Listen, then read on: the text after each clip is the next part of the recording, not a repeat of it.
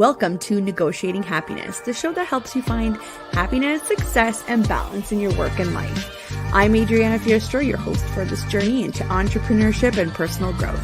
We're broadcasting live on 107.7 and 105.3 FM in New Orleans as part of the United Public Radio Network.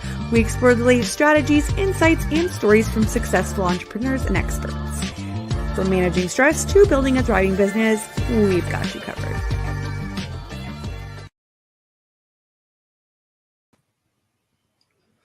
Good afternoon, everybody. This is your host, Adriana, and you're listening to Negotiating Happiness.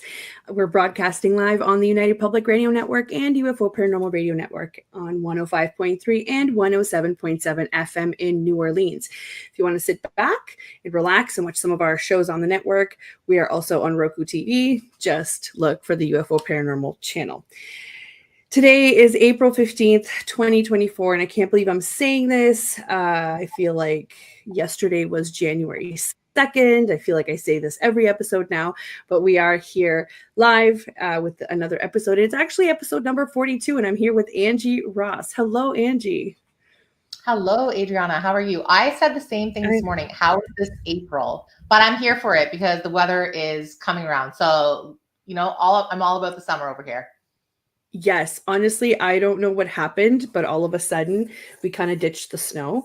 There's this really big joke with my neighbors. I put out like my little patio set, and last time I did that, it snowed 2 days later. So I said this time I was like, it's not happening. I'm literally leaving it there. It could snow all at once. It's staying now. So yeah, I don't know what happened, but yesterday we had a beautiful day here. And locally, I am in Kitchener, Ontario, Canada. And for anybody listening, our American friends or our European friends, come say hello. We are live. I will be sending comments as a reminder. If you guys want to let us know where you're tuning in from, that would be amazing. Or if you have any questions, I just want to do a quick intro with, about Angie and what we're going to talk about today. So buckle up, everybody. Grab your lunch, grab your coffees, and let's just dive in. So we will be talking about the anti-budget method and the profit-first method and how helpful they are to business owners and just to your personal finances in general. So who is Angie? She is a certified cash flow specialist and money coach who has been spreading her expertise passionately as a financial educator for the past 18 years. She prides herself on providing unbiased, straightforward financial mentorship, allowing her clients to achieve their financial dreams without painful budgeting, which I love to hear. Angie and her husband dreamed of becoming investment property owners and successfully overhauled their personal finances in order to purchase a long-term rental property in Port Hope in Ontario. That's in Canada in 2019.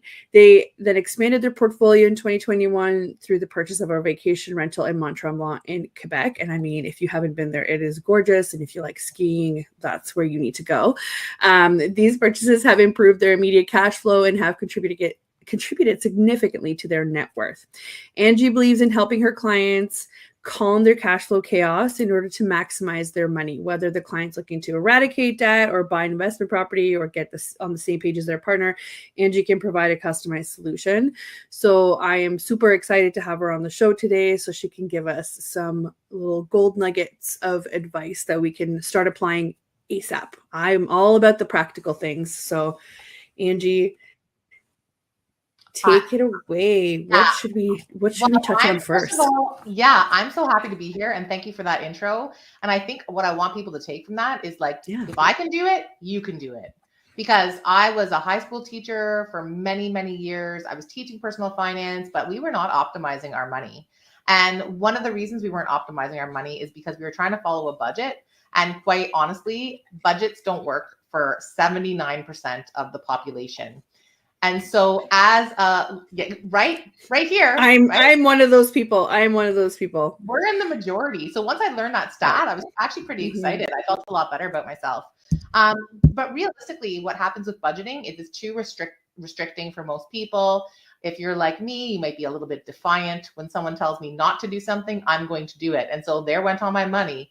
And so realistically, we decided to try a different method to make more with our money, because what was happening is we made good money and we were always wondering, where is it? That's right. That's right. I can And totally relate to that. I think a lot of people are in that scenario where they're like, I'm living paycheck to paycheck, but I'm making a reasonable income. So where's all my money going? And so when that started coming up, I'm like, there has to be a better way. So I created the anti-budget system, which essentially reverse engineers a budget, meaning that we care about certain things with our lives and we want to put our money towards those things first. So we want to put our money towards the things that we value first. And then whatever's left over, we can spend guilt-free. And it honestly has changed our lives. And I'm not being dramatic. We bought 2 investment properties and I got out of teaching. So when I say it's changed my life on a daily basis, it completely overhauled my life. So realistically, That's amazing. And do that. yeah. And how did you get there? Like what was that defining point for you where you were just like, okay, enough is enough? Like basically paint us a picture of what your before was like. Yeah. So I was teaching, I was feeling burnt out. I was feeling stagnant. I was teaching personal finance. My husband had a good job. I was coming home from work every day, like thinking this cannot be it. This can't be it. We didn't have a ton of debt, although lots of people do. And that's totally reasonable considering the costs out there. But we honestly were living paycheck to paycheck. If a car repair came up, it was like, how are we going to pay for this? When Christmas came, we had zero idea how we were going to fund that. And so it was all of these, let's call it kind of whammies that would hit us and prevent us from getting ahead. And so one day I was fed up with my job mostly is what really got us thinking about how we could do more with our money. And I said to my husband, there has to be a better way than this because we make good money and we need to be utilizing it and putting it towards the things we care about. And right now I care about getting out of my job. So how are we going to do this? So when we analyzed our money, we found $2,000 a month that we were spending on crap that we actually didn't care about and didn't value. So once we found that, that's basically half of my take-home pay as a teacher. So I was able to go part-time in teaching while I built my business up, teach people how to use the anti-budget method. And now I'm full-time doing the money coaching. And of course, along the way, we picked up some investment properties, which the Mont Tremblant investment property has completely changed our lives. So it's the one that I'm most proud of, that one, because we get to take our friends and our family, we get to enjoy it, we get to use it. It's on a golf course. I'm a golf addict. So it's pretty nice. And then of course it's near the ski hill and my husband loves the skiing. So it's not like just investment from a money perspective. It's an investment in your lifestyle. Yeah. Of course. And just to tune in here, we're also streaming on Instagram, everybody. So if you want to drop in your questions and comments and to say hello, we are on Instagram as well. And I just see the We Network Canada, the ladies at We Network Canada says, hi, we're tuning in from Toronto. Hello, everybody at the We Network. Thank you so much for tuning in. I can see a lot of people are joining. So I know that finances are sometimes, taboo to talk about, but I think as women in business, we need to bust through that because until we did that, we didn't see quite we didn't see any shift in, even as employees, in getting paid fairly. So let's just get over that taboo thing. Start populating your questions in the comments because Angie has a wealth of knowledge. And, and there is no such thing as a stupid question or a comment because we're here to help. So thank you everybody for tuning in everywhere. Awesome. I love what you just said about money being taboo. I was presenting at a wedding show yesterday, and one of the things I told the newly engaged couples was people are 7 times more likely to talk about sex than money. It's crazy to me. It's mind blowing. And realistically, you don't learn about things unless you talk about them. And so I've been really lucky to have some money mentors, I would say. So my mom has been really instrumental in opening up the lines of communication around money. And I think if you don't have a money mentor or someone you feel comfortable asking the questions for, you should really look for someone. And you don't want to ask questions to someone that's making you feel intimidated. You want to ask questions to someone who's going to be happy to share their knowledge with you, because the better off that we all are, the better off the world is, if I'm being honest. So it's really important. It's been proven that, again, I'm not knocking on anybody. I'm just looking at what's worked in the past, what could be working in the future. We have a lot of leadership skills and we tend to empathize with a lot more people, and which make us better leaders or better managers. So if you feel more comfortable with a female mentor, or, you know, or maybe it's your dad, maybe it's somebody that is somebody trusted in your life, you should be opening up those conversations, because like you said, if you don't ask, you don't know. And when you're assuming wrong a lot of the times, because we're not born with this information. We're not born knowing exactly how to run our business or how to run our lives. And it's funny that you even say you were teaching financial education. We were never taught anything. I mean, I grew up in a fairly privileged area. I'm not afraid to say that, right? And there was zero financial education. And funny enough, like, I love my parents. I've learned so many good things about my parents, and they're very supportive people by nature, and as parents even more so for me and my brother. But I remember having this conversation with them as an adult to say, you know what? I really wish you guys had put more emphasis in education around money. And they were kind of stunned, because I don't even think it crossed their minds that there had to be some sort of specific, you know, lesson. Or, I mean, they did the normal, like, you know, budget your money, pay your bills on time, but that's not what makes it actually work day to day. So even if you're not thinking about it, if you have kids, I mean, I know I talk a lot about parenting sometimes. Talk to your kids about money. Talk about investing. Saving money is no longer as effective as it once was, maybe in the 80s, right? Yeah. 80s, 90s, whatever it is. But you tell me. This is just my personal opinion. Yeah. First of all, I love what you said. Talk to your kids about money. People are still afraid to talk to their kids about money. It doesn't mean you go in and show them like your T4 or your taxes. No. Like, you're not going there, right?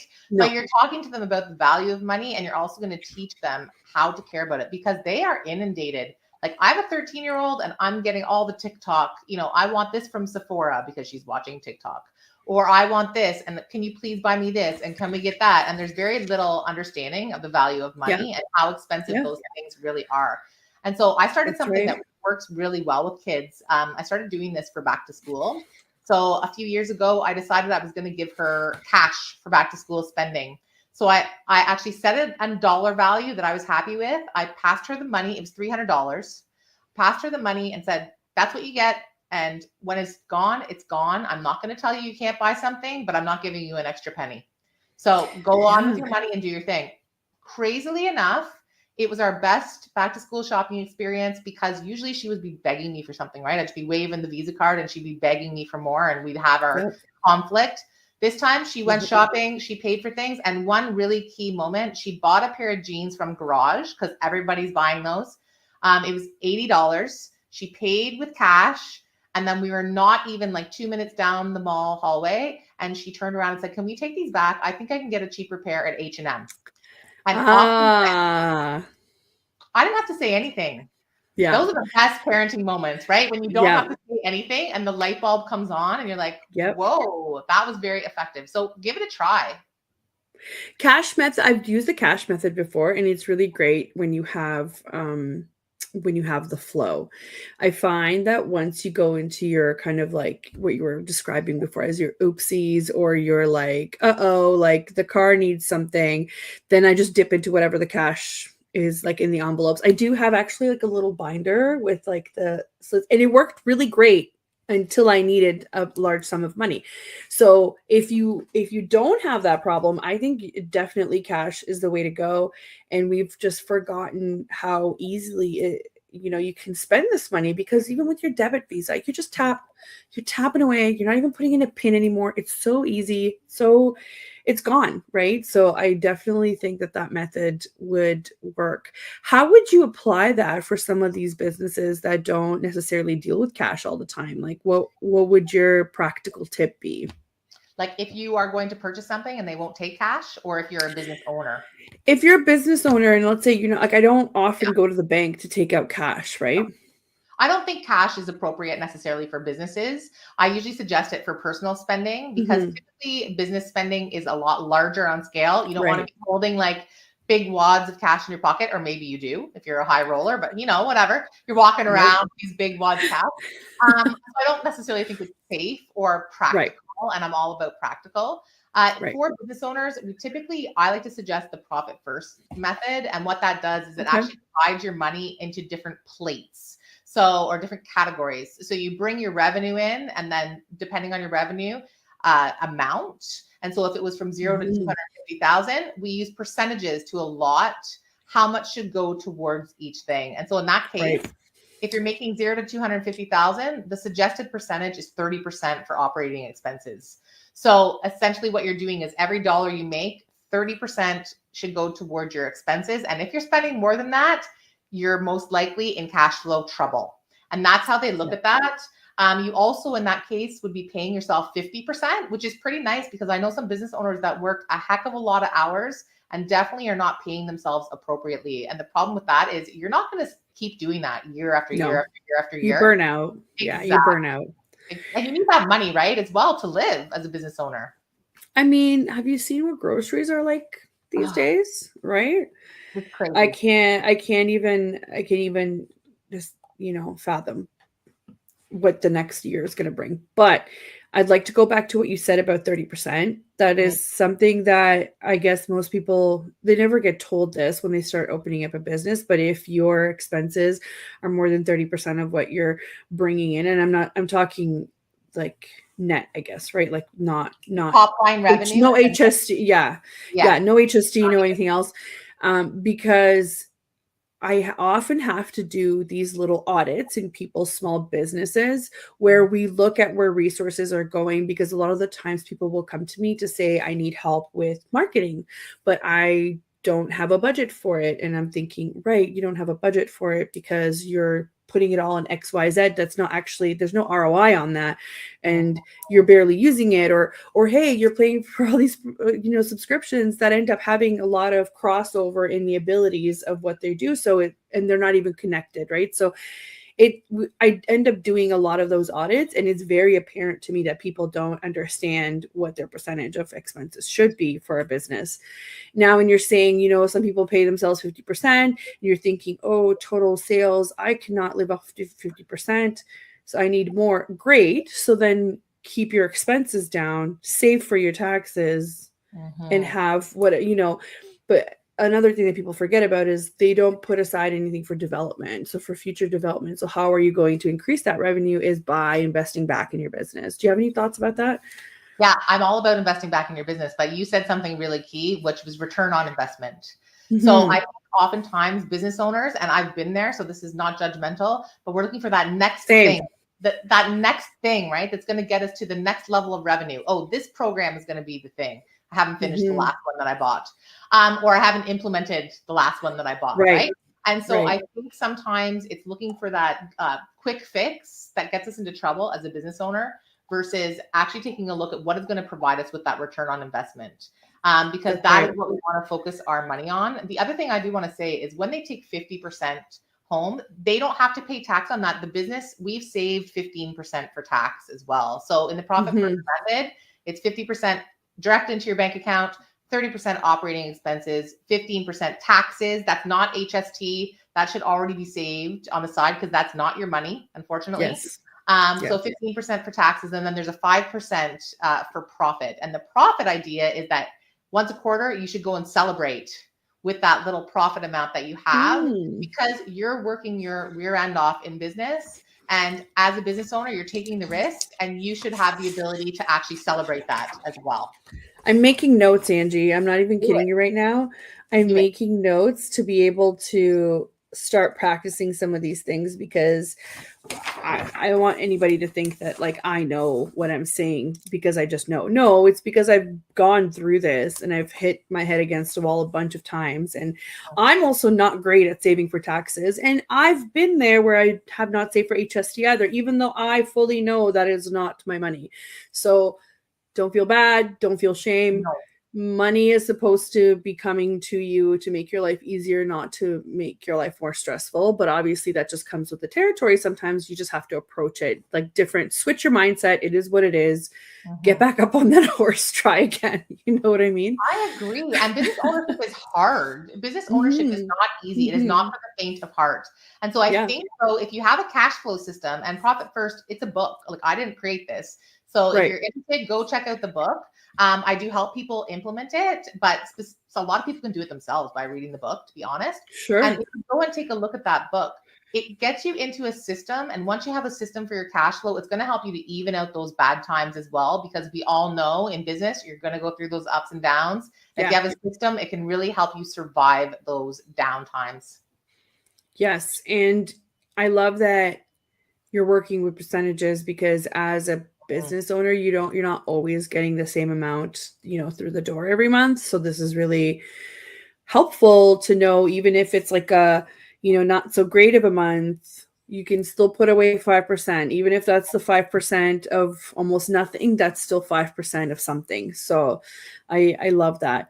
What would you say to people that, for example, they're not starting fresh, they're trying to clean up what they've hi, nice to meet you.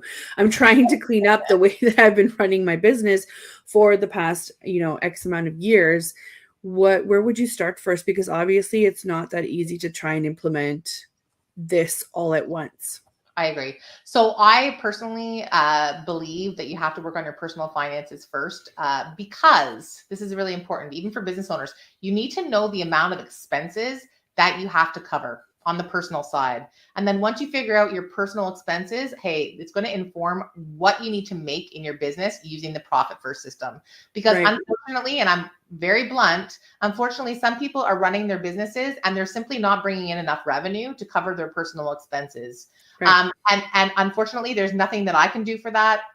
You have to find another stream of revenue or increase your revenue in some way. But it's nice to have that number. So, this is kind of my base level. And if I'm able to hit this base level, I can cover all of my personal expenses. So when working with you, we actually have an analyst that goes over 4 months worth of personal expenses.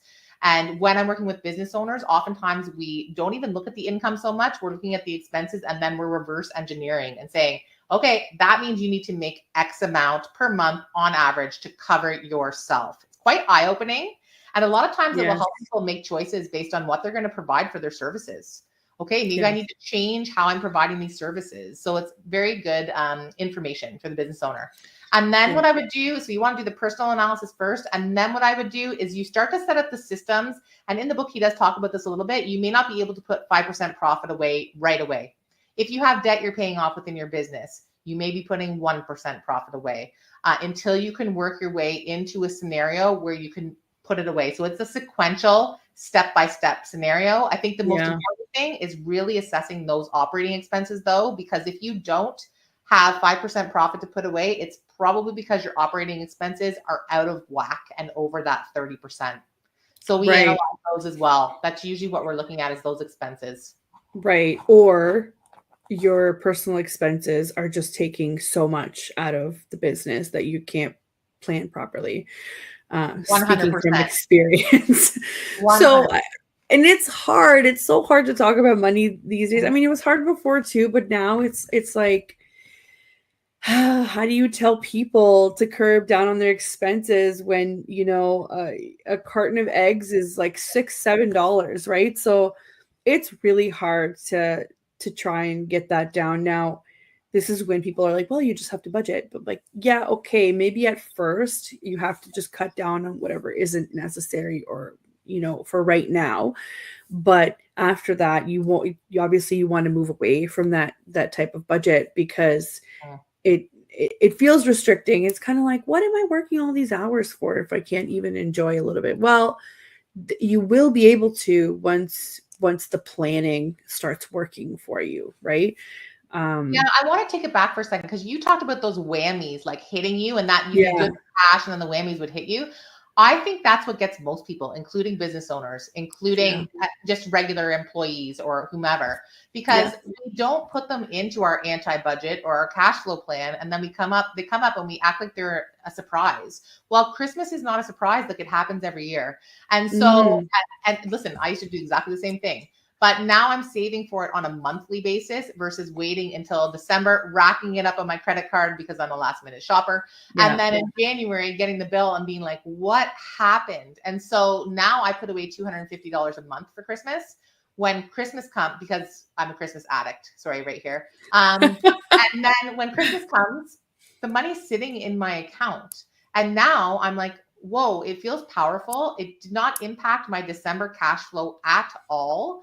And what have I done? I've evened out those stressful times. So it's really great to have a plan. And the anti-budget does that, where you can honestly set aside money. I call them life jacket funds because I say they prevent people from sinking.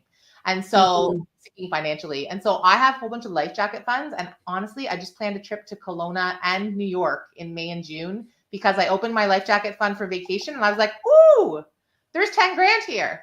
And I didn't even feel it leaving because honestly, it's been a process of automatically contributing. And so people can be in the same situation, but we have to realize those whammies are actually not emergencies. We need to build them into our plan. So that's one of my exactly. And that's when the discipline comes.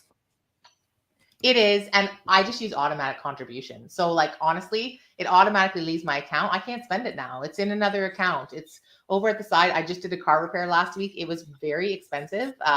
And guess what? The money was sitting there. So no stress. We had the money to pay for it. And honestly, that's the cash flow system. And my husband laughs because I'm the last person. I don't even like systems. I hate rules.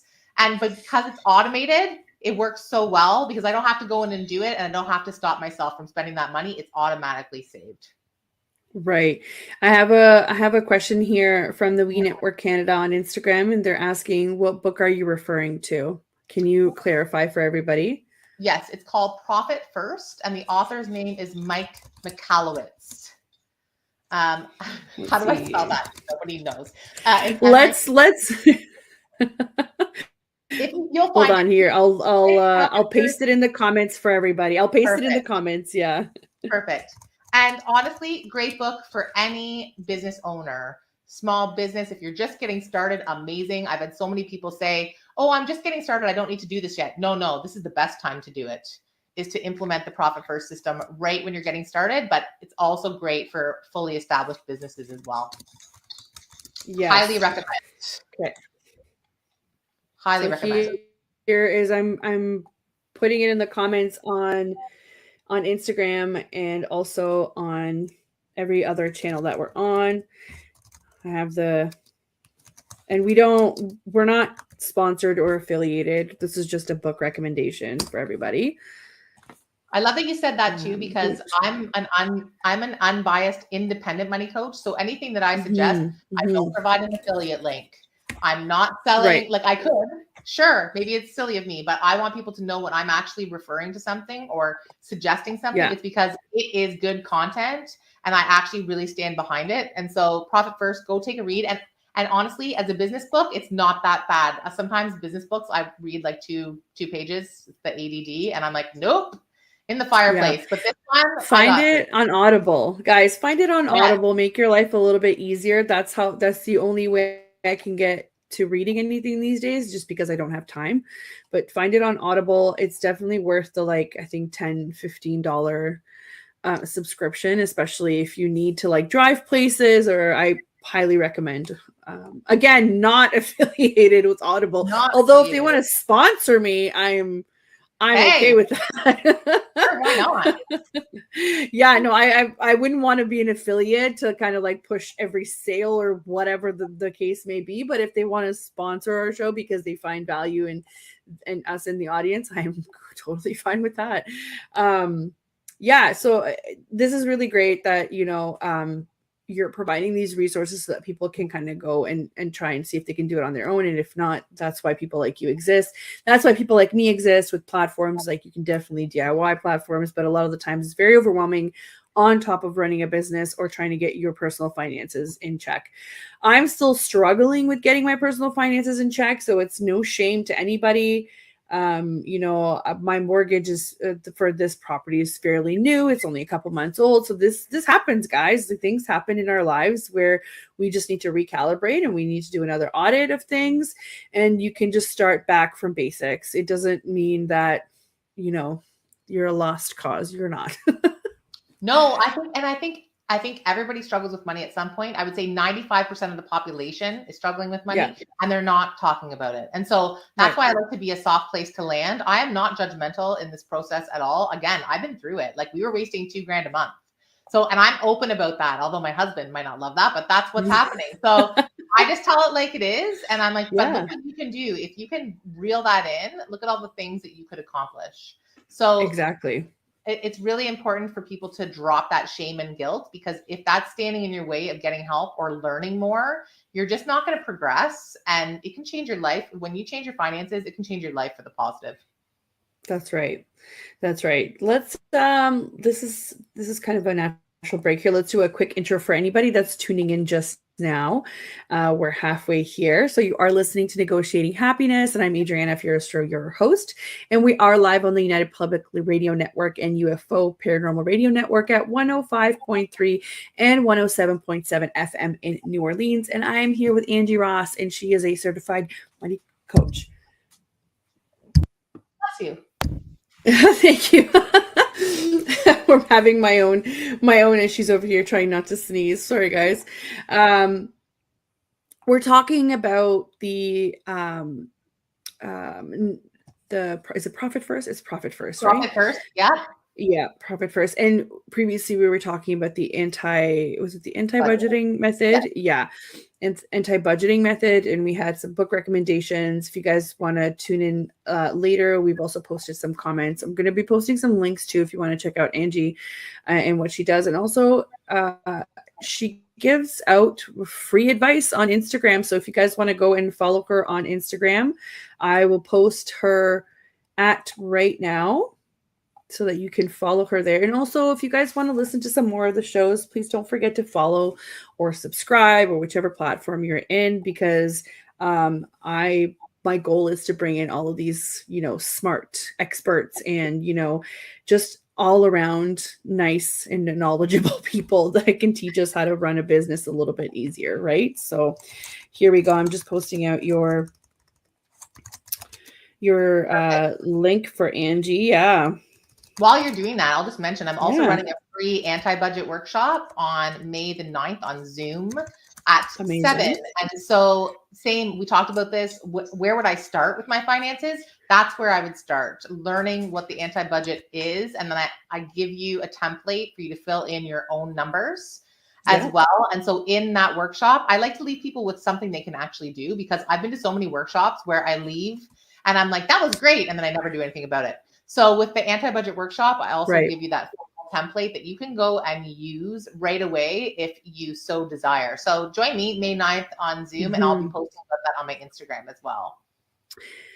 Yes. So I've attended one of your webinars, and it was very interesting to see all kinds of people, whether this was for their personal finances or small businesses.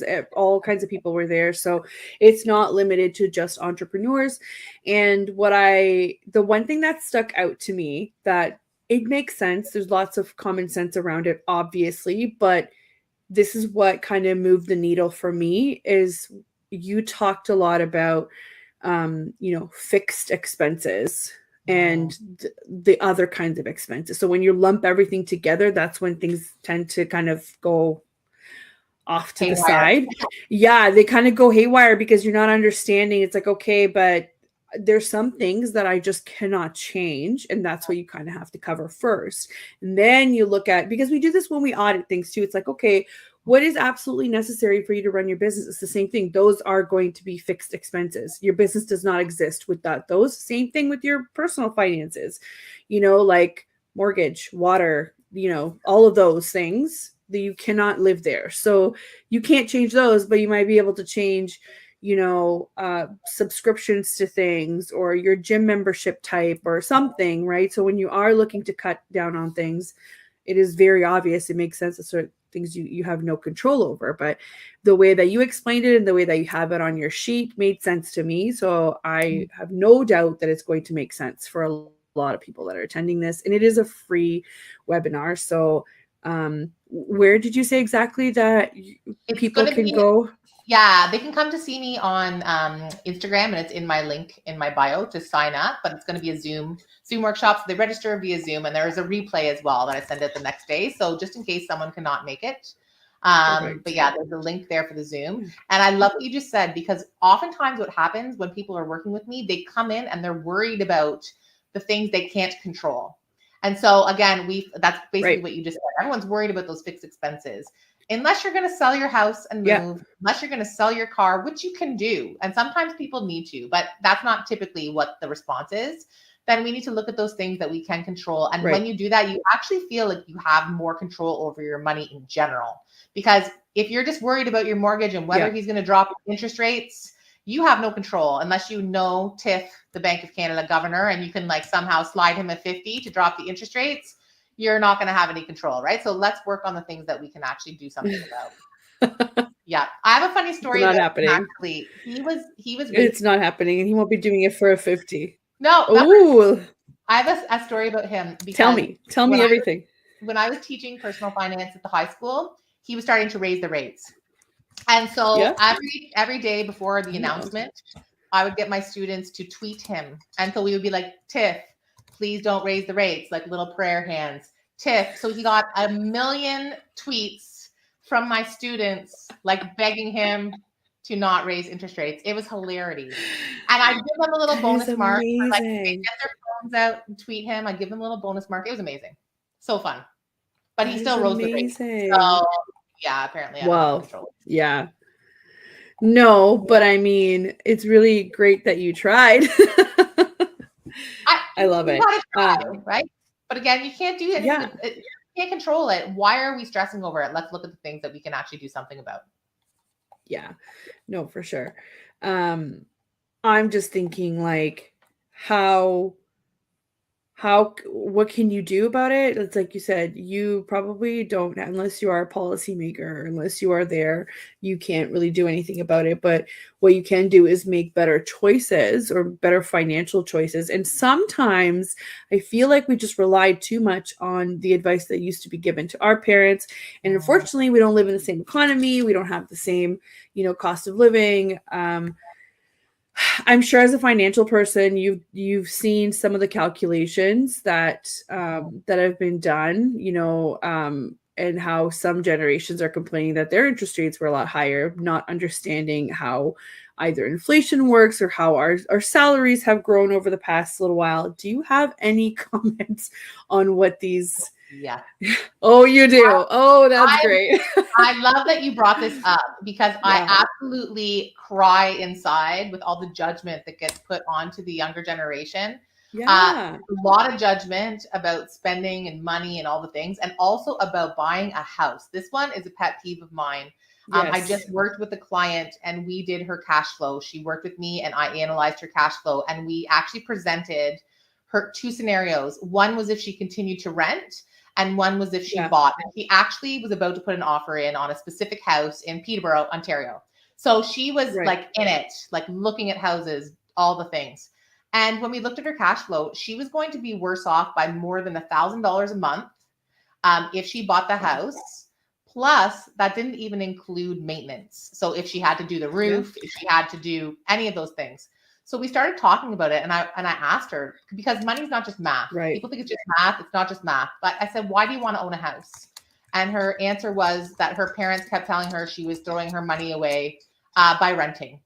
And I'm like, well, actually, if you take the $1,000 extra a month and you put it in an investment, you're going to be better off financially than if your house were to grow by X amount. We ran all the numbers. And realistically, you don't have to pay maintenance. Yeah. You have a landlord that's going to come over and fix things, which she really liked. She didn't want to do a lot of the upkeep. And so once we talked about it, she realized she could still be financially stable by renting and doing investments on the side instead of owning the house herself. And so she made the decision not to buy the house. Everyone wants to apply the same advice to everybody. And that's not how it works. You want to do your cash flow and figure out how it's going to work for you. Right. So I just find that. Right. And it also depends. Sorry, it's lagging here, guys, with the tech, but I was just going to say it also depends on, how your financial situation changes. So you're making a decision that, buying a house is a long-term decision. What if you're at a stage in your life where maybe you could, but what if your life changes drastically in the next 2 years? You're still stuck. You're still in with the same expenses. So it's not always the better choice, right? It isn't. And I think that you bring up a really good point. She was looking to move to Peterborough because she could afford Peterborough, but she lives in the Durham area. I'm like, do you want to move to Peterborough? She's like, I don't really know. I'm like, okay, so now you're going to put down a whole whack of money in a place that you're not sure you even like because your parents are making you feel bad about renting.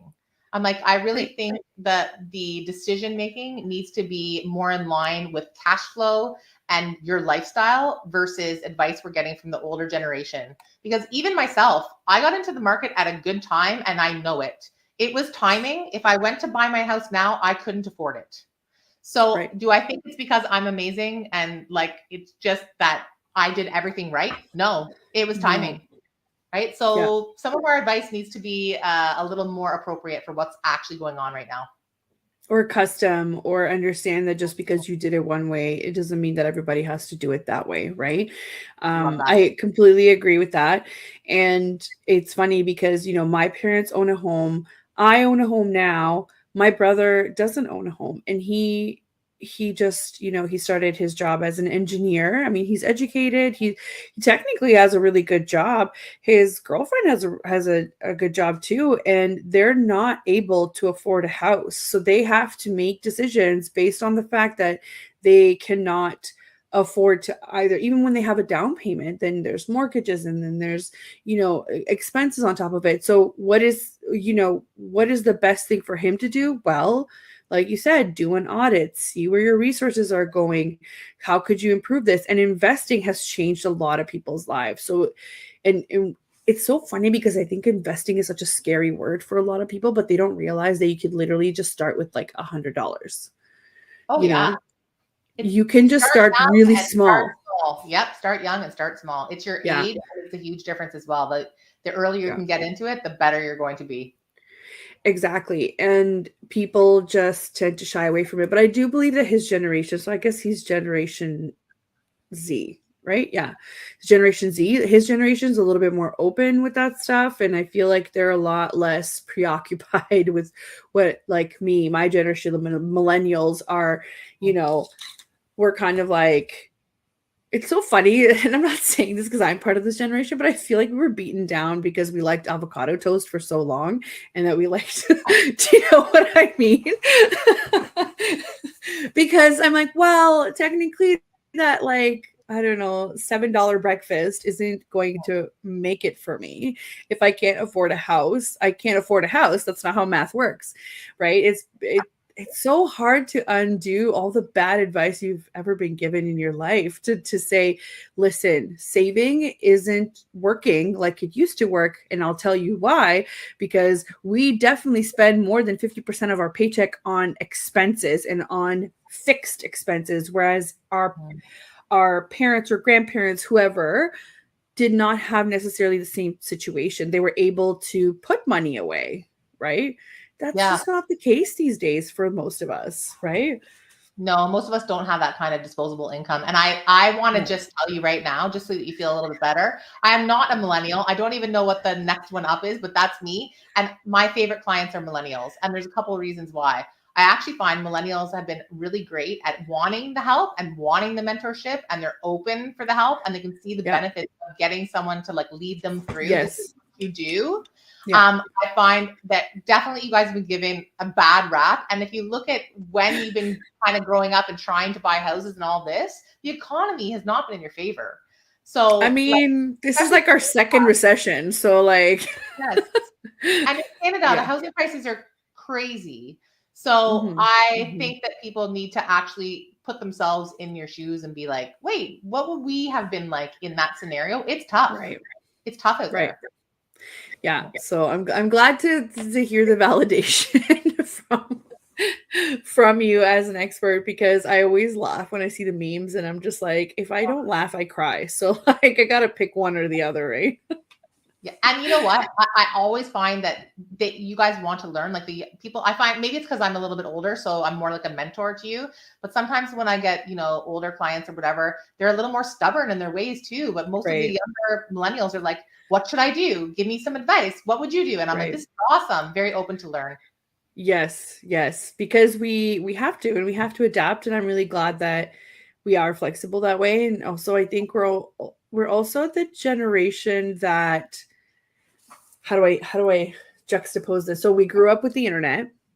So we know that not everything valuable is tangible. So I always think that that's what made us value services more, because I mean, I used to work at a law firm before this, and there was a lot of back and forth with clients sometimes over the bills, because the bills are fairly large. Legal work is expensive, and a lot of the times people don't feel like they've been given what they want because, you know, either the outcome was different, which there's nothing that the lawyers can do about, right? If you're in front of a judge or XYZ, or there's nothing tangible for them to hold on to say, I paid all this money for this. Like, it's not like a house or, I don't know, something tangible. So I think millennials, they figured out that value comes from a lot more than that. It's people's time, right? It's people's time and knowledge that you're paying for. So like, I'm really glad to hear that you're having those experiences, because I myself think, you know, I'm always looking to say, okay, what can I invest in that will help me further myself into that? And a lot of the times it's people like yourself and your services that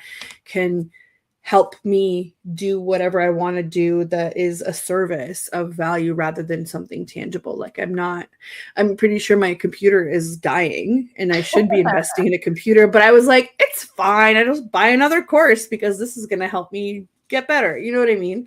So I'm glad to hear that kind of feedback.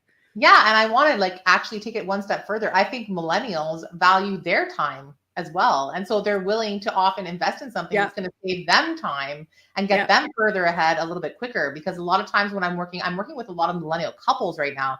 And the idea is, oh, if we build this financial plan, we're going to see this pay off over the next 10, 20, 30 years together. Yes. And realistically, is it worth the investment up front? Yeah, the return on investment, back to that idea, is going to be huge, right? And I think that that's a much easier conversation to have, interestingly enough, with your age group than some of the older age groups who maybe don't see that quite as easily. So it also depends on how flexible you are with change. I feel like millennials have gone through a lot of change in their lives and they're kind of just waiting for the next thing to hit. Whereas maybe some of the older generations, they've had the more stable economy. And honestly, I probably would have preferred the more stable economy, but at least we get some really good transferable skills out of this that we can add to the resume. Absolutely. And I think the main point here is people need to stop ragging on millennials. They're like doing what they can, right? We're trying. I love all types of people, but let's not, give them such a hard time. Let them have their avocado toast in peace. I know. The one thing, we can't afford a house, okay? So we can at least have some avocado toast or Starbucks drink, whatever the next thing is that we're doing wrong. So whatever the next thing is. So we've got a couple minutes left, and I usually like to do at the end, I want to wrap up with just like, I want you to tell me what makes this whole entrepreneurship thing worth it for you, because we know that there's ups and downs all the time. And I'm not talking about like, obviously you like to help people and you get, satisfaction out of that. I'm talking about Angie as the individual, not Angie as the mom, the wife, like what fuels your soul? I want to know about it. Okay. I love that you said, don't talk about how you love helping people. Yeah, no, like, sure, I love helping people, but I also, I'm a person and I need to be worried about myself as well. Yes. For me, it's the flexibility. I like the flexibility of being my own boss. I kind of brought this up earlier. I'm a little defiant. So like, if I think someone is like my boss and telling me what to do, and especially if I think maybe they don't even know what they're talking about, then it gets kind of iffy. So being my own boss, I can kind of run my own thing, which really, I'm independent. So I love that about it. I also love, like, it's given me flexibility. In March, I was on vacation for 3 out of 4 weeks in March. I could never. You can't beat that. No, you can't beat that. No. For 2 weeks in Myrtle Beach. I was in Mont Tremblant at our Airbnb. And then this does have a little bit to do with being a mom, but when my daughter's 13, but a few years ago when I was teaching, I couldn't go to any of her school stuff. I couldn't just kind of be around. I had no choice. And now it just gives me, again, that independence and the flexibility of choice to, if I want to take a day off and go on her school field trip, I'm not doing that, by the way. It's crazy. I'm not volunteering to go on her school field trip, but let's say I wanted to. I could, right? I love how real you are. I love it. I'm not doing that. I don't want to be around everybody else's kid. Now, I'll go to her volleyball games, right? Which is awesome, and watch her play volleyball, but I'm not putting myself on a bus with elementary kids for 8 hours. No thanks. Right. But yeah, I think it just gives you that, again, you're living life on your terms and you're making the decisions, and it's very freeing. I love that. I can relate to a lot of that. And again, entrepreneurship is not easy at all. But some of these things definitely make it worth it, right? Especially if you have kids. And even if you don't have kids, maybe you want to go golfing, then you can, right? You can plan it so that you can. It just like you're planning your financial future, you can plan your schedule, you can plan everything. When it feels like you can't, like you're overwhelmed, which I've gone through those periods of burnout, that's when you know you need help and you need to basically untangle everything. And it's funny because I do a lot of that too with some of my clients, where we look at how do we run this business efficiently, but also like how do we just let you live? You're a person. Like, how about you take some vacation, right? Like, I'll be here so you can go away. It's the same thing. It's kind of like, how do you balance everything? And that it can be shown in this whole, like money conversation as well. It's the exact same thing. So I'm glad that you mentioned that. So you've got your golf, you've got your vacation, you've got your flexibility. Is there anything else that fuels your soul? There's a lot of things that fuel my soul. I think because my personal story of I get to tell my personal story of how we actually maximize our money. And I'm not trying to brag when I say we have investment properties. We're regular people, but it's like, hey, but it's proof. It's proof. It's right? proof. It's social proof. In marketing, it's social proof, right? So I get that. I get I don't think it's bragging. You know what I actually hate, and I'm sorry if anybody listening does this. This is just my personal opinion. I hate when we do the whole how to reach 10K every month, or how I'm making 30K every month doing this one easy thing for 3 hours a day. And I'm just like, this is so unrealistic. And it's almost like that I can't get on board with, but I can get on board with concrete proof that works over time. And again, we're so focused on instant gratification that we forget that a lot of these things that you have achieved with your spouse are things that you both worked at, that you had a plan for. There was ups and downs, and it took time. I love everything that you just said, because instant gratification is going to kill your finances. Downfall. Yeah, it's a huge downfall. Yeah. And for me, it was killing my finances, and it was killing my husband's finances. And so once we reeled that in, huge difference. Yeah. And I mean, those posts might be great because you do get, I do think that some of those stories are true, but a lot of them, I think they're just piggybacking on somebody else's achievements, or they talk about them as if they're practical and real, but they're actually just theoretical. So it hasn't happened yet, or it happened on a much smaller scale, just to kind of sucker you in to like engage with the post, or to say, I want to give you my money to help me do that. That's not what we're about here in this community. And I just wanted to make that very clear, that it's important to be authentic, especially if you offer services that are based on time and expertise, knowledge, like you've invested in your methods in order to be able to help other people. And that is valuable, because that's what they're paying you for, not for, because I could do it myself too and muddle through it for the next 10 years, but it's not going to be the same outcome. I love that. And I think that you're right. Yeah.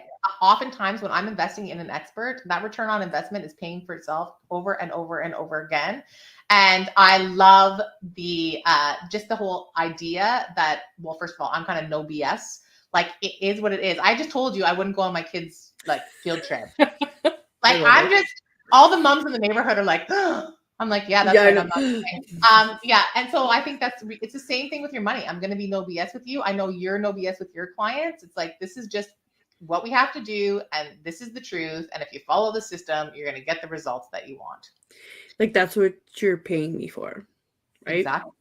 That's what you're, if I'm giving you fluff, then it doesn't do anything for it. And sometimes, don't get me wrong, sometimes people need to be approached differently, and I'm okay with that, but I'm never going to be like, yeah, sure, let's cut this corner and hope for the same results, because that's just not realistic. And with that being said, again, I'm no expert in any of the stuff. I'm currently learning myself too. So I just want to open up the conversation to be like, I'm not speaking from up here, I'm speaking from way down here, kind of like a, do as I say, not as I do sometimes, because I understand. Well, but you know what? Me too. That's why it's effective what I'm doing, because again, I've been there. And I think that if it was someone who was like, oh, my parents gave me $5 million, let me be your money coach. Oh, sure. Yeah. Like you don't relate to me. Right. And so No. that's the thing. Like my husband and I, as a couple, have done this, and so many people are like, they relate to us and they're like, wow, you were a teacher. How did you do that? I get that question all the time. Right. And I'm like, this is how I did it. Right. And it's, Yeah. I don't think it's meant, they're not meaning to like insult me. They're meaning to be like, wow, Yeah. how did you end up with those resources? No, And so because it's a very real job. It's a very real situation to be in, for sure. For sure. Well, we have come to an end here. Thank you so much, Angie, for coming in. I think we could talk about this for 10 more hours if we had the time. So definitely come back on. And everybody check out the free webinar. Oh, we're having some technical difficulties. I just want to say thank you so much for everybody that tuned in, and Angie for coming on. I've posted all of the links in the comments, so if you guys want to click on that, go right ahead. And big thank you to the United Public Radio Network and UFO Paranormal Radio Network, and thank you for allowing us to have this platform. We will see everybody next week, and Angie, please come back to see us. Absolutely, anytime. Thank you so much. Had a great time. Thank you. Have a good one. Bye.